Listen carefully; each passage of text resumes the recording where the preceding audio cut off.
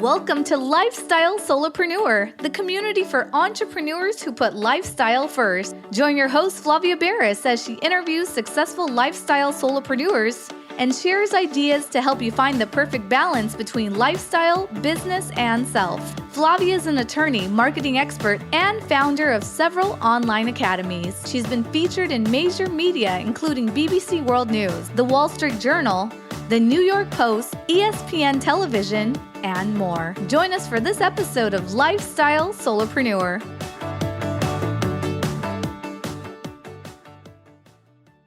Hey, Lifestyle Solopreneurs. Today we get to speak with Lauren Abrams.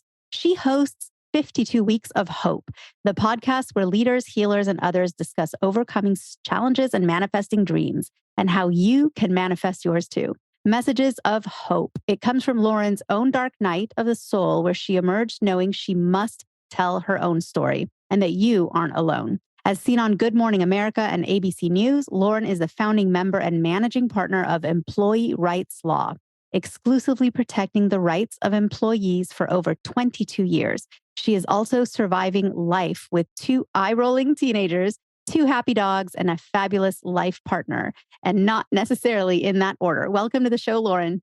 Thank you so much. I'm so happy to be here. It is so great to have you on the show. I mean, I love stories like yours, especially knowing that you have this dark night of the soul that I alluded to in your bio that I'm sure listeners are intrigued. You know, what could that be? And how did you emerge from that, knowing this story that you must tell? So tell us a little bit about that. Okay. Well, everyone goes through it. Nobody goes through this life unscathed. If there was any way I could have jumped around it or anything else, yeah, I would have. But when I went through I'm somebody who's always grateful. I do gratitude lists. I, in fact, exchange gratitude lists with my friend, and she corrected me because I talk about it on my podcast a lot. And it's actually been 14 years that we've been exchanging them daily. And other friends have come in, and she writes hers at night. I do mine in the morning, whatever kind of attitude adjustment. And so I'm always grateful for my life and my health, just everything that's in it. So I was really surprised when I went through my dark night. So I didn't know that that's what it's called, but evidently that is what it's called. And so when I went through it, because like I said, the only way through is through. And I got to the other side, I was like, what the hell was that? Because it just really surprised me. And then I went through why are we here? You know, do we just go through these things and all of that kind of thing? And I thought, I'm going to ask that question. I'm going to go and ask a much older demographic, what have you gleaned from living life? They say nobody on their deathbed wished they worked harder, made more money. So I want to know. And I started doing that. I decided I was going to ask a person a week for a year, my own, just for me. What have you tell me? And I started doing that. I just started going and I call it my DIYing. I'm not a DIYer, but that's as close as I get to doing that. And people would divulge really personal information to me. I'm not a shrink or anything, but they would tell me. And after about 2.5 months of interviewing people, and I'd go home and sometimes I'd send my best friend the information I got. And sometimes I always wrote it up in my own verbiage, kind of funny, not making fun of them funny or anything, but just writing it up. And after about 2.5 months, I noticed there were some common themes. And I was like, this is so rich. It's so good. I need to write this. I have to share this information with others. And I thought I'd write one of those books where you open it up and you're like, you just randomly open it up to a page and you're like, this is just what I needed to hear. Or you close it and you open it again. And you're like, that's just what I needed to hear. And call it 52 Weeks of Hope. And then the pandemic hit and everything locked down. And I started podcasting, which is really random. I mean, I pivoted. That's what we do in life. We pivot. But I never really even listened to podcasts, maybe Brene Brown sometimes, but nothing, some Oprah, if I needed to be uplifted in some way. But anyway, and then I wasn't confined to LA. I could talk to leaders from all over. And it's just kind of over the years, kind of evolved into all different types of people. So that's the evolution of 52 Weeks of Hope. Amazing story. And for your day-to-day sort of business, right? As an entrepreneur, you are the managing partner of Employee Rights Law. What is that? Because not everyone listening works in the legal field or knows sort of the types of legal claims that employees can have. So talk us through that part of what you do a little bit. Okay. Yeah. I've been practicing law for, I guess, 25 years. I represent employees who have been discriminated against, wrongfully terminated, retaliated against for complaining about protecting their rights, that sort of a thing. But I generally I love talking about my podcast and writing about that. And that's generally these days what lights me up a lot more than my law practice, because during the pandemic that got, I don't know. I mean, I've always been busy in my law practice and I'm always of service to my clients and I always help people. But the last couple of years, and that isn't necessarily what lights me up as much as it used to. It always had until it hasn't as much anymore. So that no one really thinks of lawyers as being sort of in a lifestyle business, right? So how do you balance being an attorney, but also having this podcast and working in this completely sort of different world that's not legal at all? It's probably a lot more fulfilling or fills your soul more for sure, and helps people in such a different way. I mean, in both cases, you're helping people. If you're helping an employee defend themselves or assert their rights against an employer who is not acting correctly and is not doing things legally, you're helping someone in a profound way. If someone is listening to your podcast, they're getting a completely different kind of help and assistance and motivation from you. Absolutely. And I mean, I will say there's certain tools that I've always used and that always looking out for somebody else. So I'm always, will this help my listener? And in my office, it's always, will this help my client? And I'm not a mill. I'm very picky about the cases that I take. And so it's always being of service and helping others. That's always my framework. So that's where they come together. But people have always asked me about balance because for years I was a single mom raising my kids. And in fact, as I became a mom, I started hiring associates because I wanted to see my kids.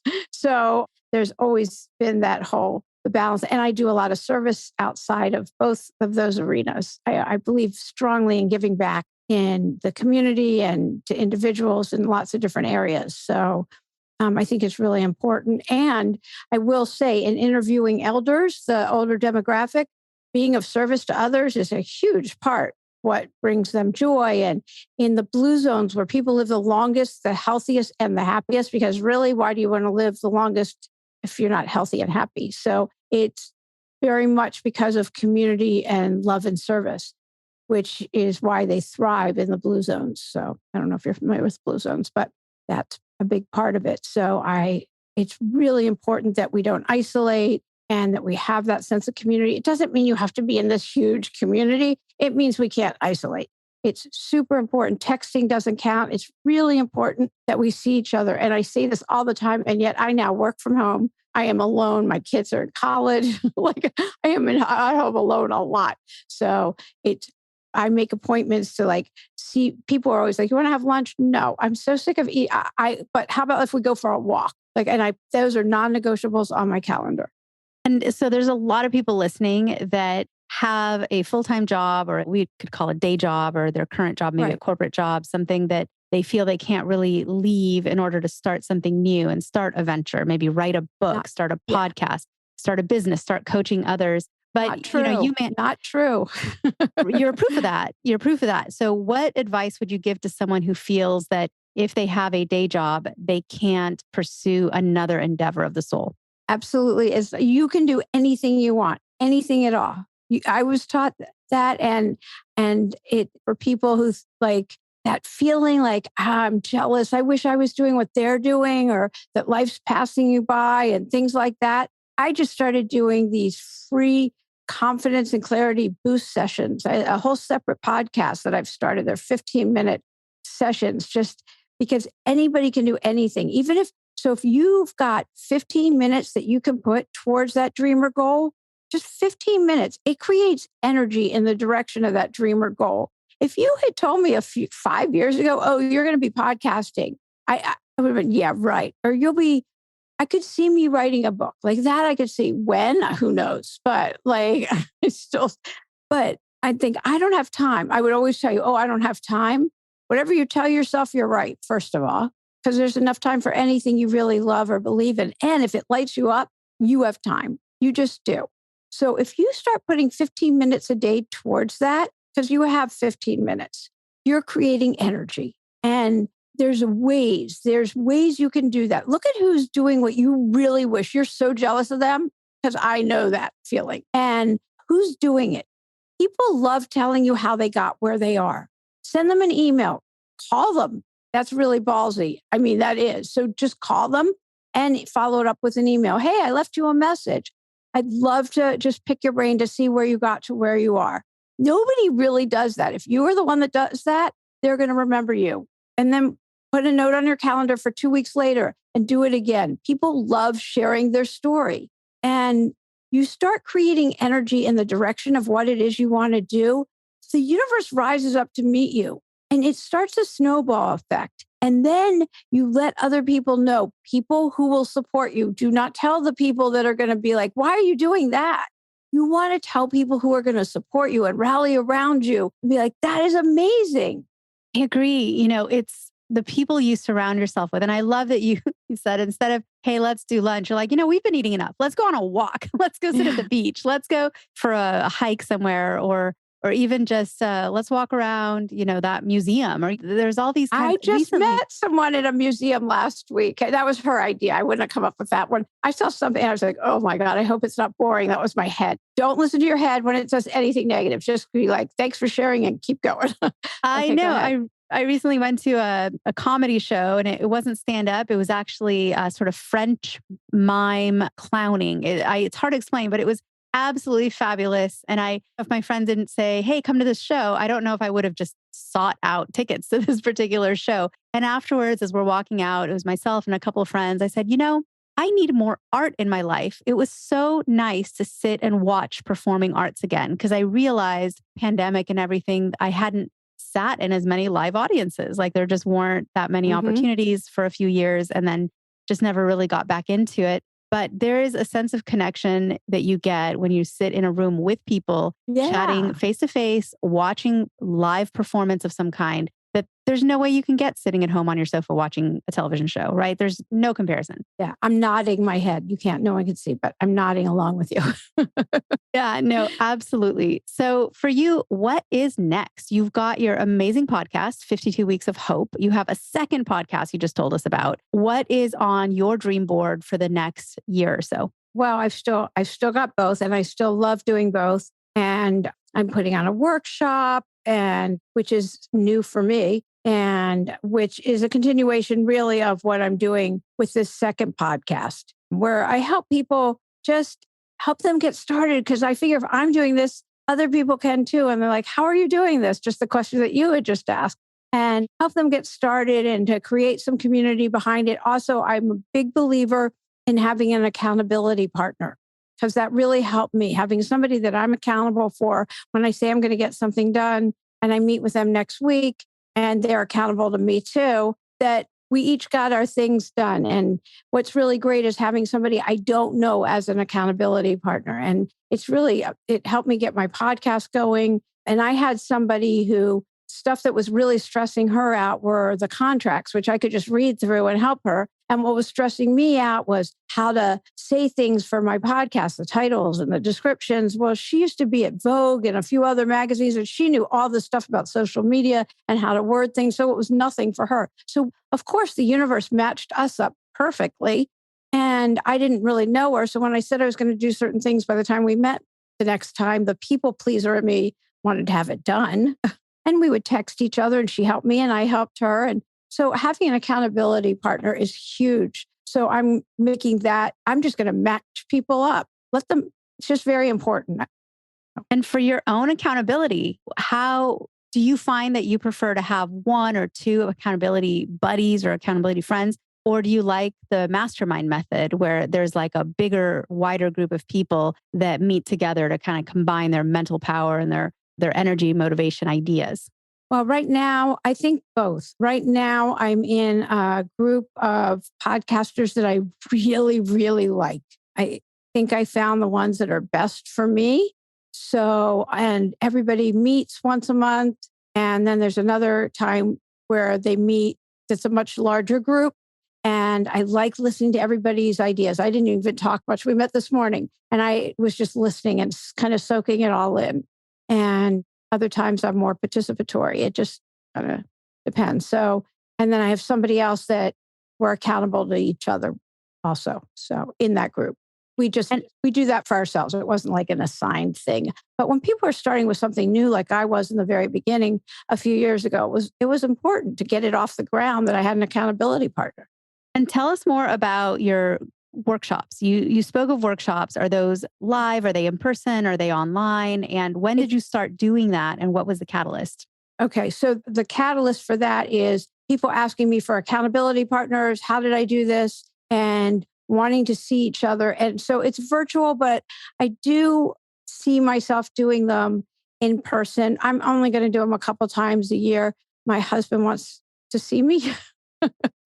So yeah, these will just be offered a couple times a year. It's March.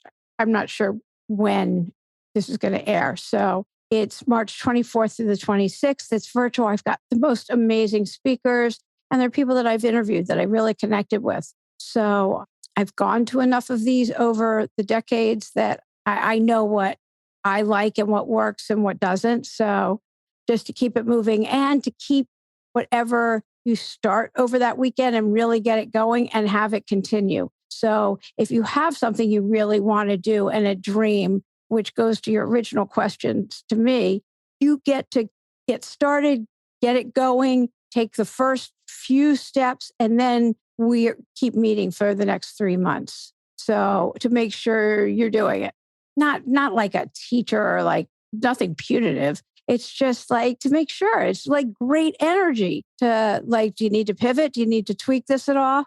To use, for lack of a better term, just like, what do you need? How can we support you?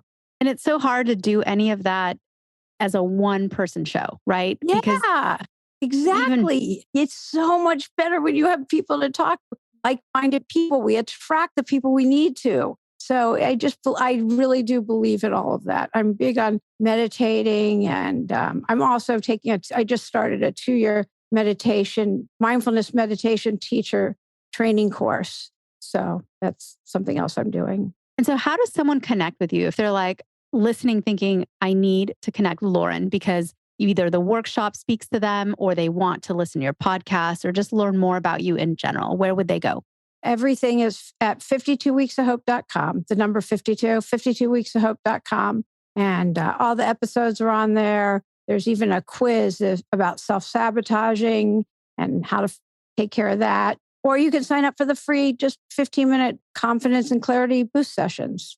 Lauren, as always, you are an amazing person to listen to because you bring that moment of inspiration and also just a reminder, right? Reminding us to connect with each other, reminding us we're not in it alone and that trying to accomplish something without the support and help of a circle of confidants around us is just an impossible task, or it can feel so daunting you don't even start. And so I love what you're doing. I love that the workshops really help bring together people that will serve as accountability anchors for each other and for everything you do and bring to the world. I thank you. And I thank you also for being on the show today and sharing of yourself. Oh, thank you so much. You're such a great example yourself of that life is to be lived, not to be watched on the sidelines. So thank you so much for having me as a guest. Guess what, lifestyle solopreneurs? If you don't yet have an online business earning you enough passive income to live the life of your dreams, I'd like to suggest you consider trying out Kajabi. Kajabi is an all-in-one solution where you can create and teach online courses, publish a paid newsletter, launch a free or paid podcast, process payments, build one-on-one coaching portals for your clients, and much, much more. I personally use Kajabi to power numerous successful and profitable online businesses. Lifestyle solopreneurs, there's a free trial of Kajabi waiting for you at this link, www.kfreetrial.com.